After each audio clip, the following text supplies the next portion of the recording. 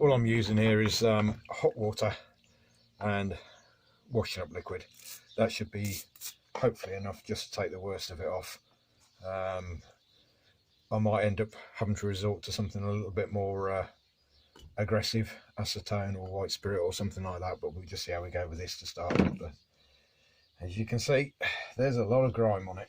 The frame and rails have now been cleaned, sanded, wire brushed, you named it.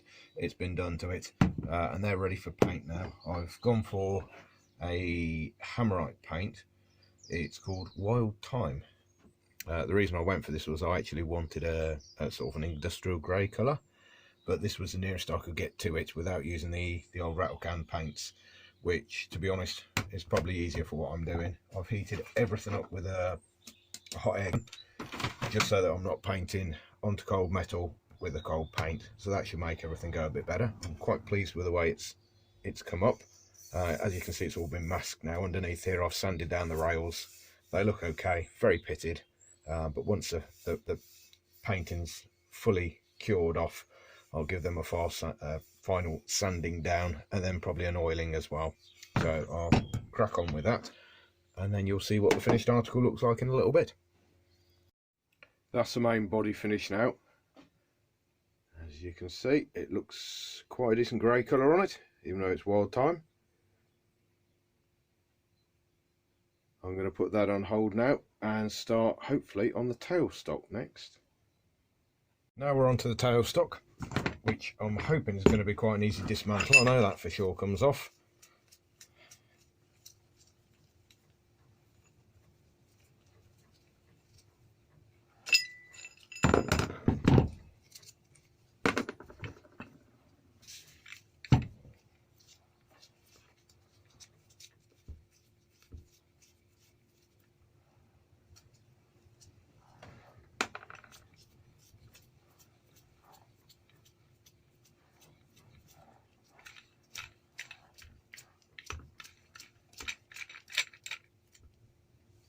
Nice and easy.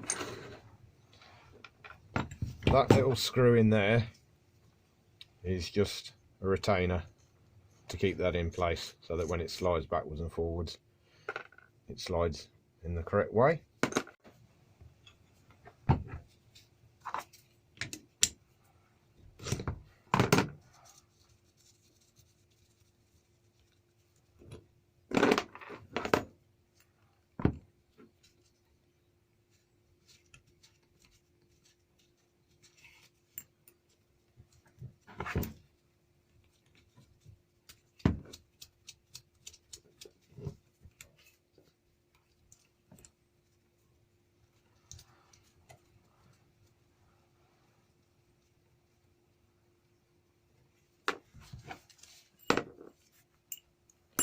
Easy as that.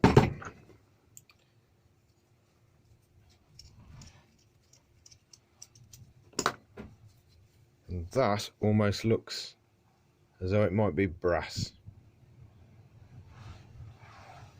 In which case I'm hoping it is, because that'll turn up nice. No, I'll tell a lie, it's got a brass threaded insert in it. Clearly somebody has been getting very handy with the black paint as well. These are obviously the slides that go onto the main top slide of the actual lathe body, and they've got paint all over them, so that's just going to need paint stripping the whole lot, cleaning it up, making it nice and smooth, so we've got a nice smooth contact to contact surface. All the parts have been given a good wire brushing now. That one, despite how it looks, is clean. That's rusty despite a good clean, so that's going in some white vinegar again. The rest of it's just going to get a quick clean down, the bits that are painted anyway, with some acetone. Then I'll just crack on with the painting. That's come up quite nice. I'm going to paint in the same colour, the Wild Thyme. There we go.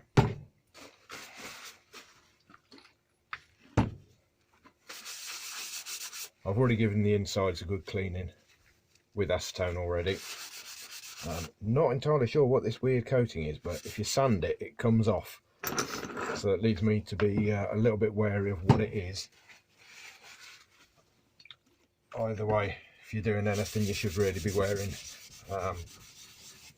protection of some kind or another to stop you inhaling it. I did this all outside anyway.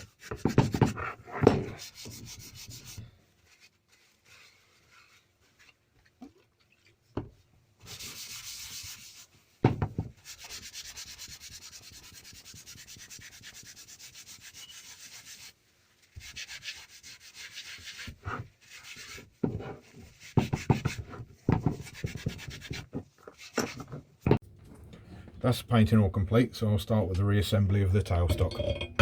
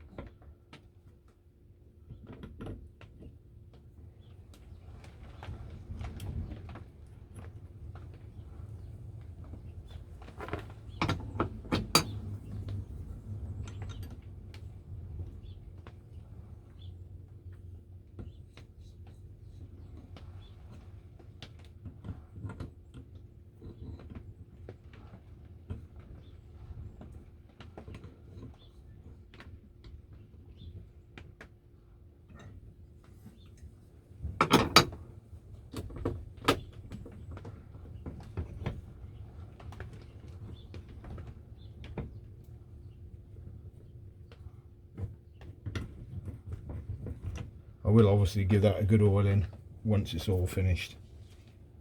The metal plate that fixes the tailstock to the actual body, it's not an original one. The hole is offset, and because of the fact that the edges are so wonky, they restricted movement, so I've had to sand those, or at least file them down a little bit.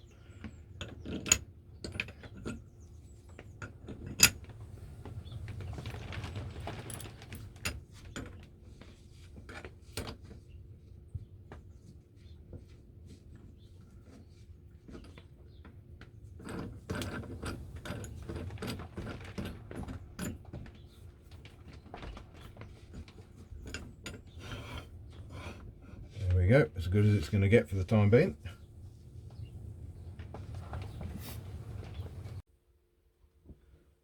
That's all the bits and pieces that have been sorted so far back together again. Found this little wooden handle in my job lot of tools, so I've cleaned that up, sanded it down and varnished it, so that makes a nice little turning handle, better than the bodge job that was there to start with. The rod is all on, so realistically now, next thing just for me to crack on with is the tool post and the fixings.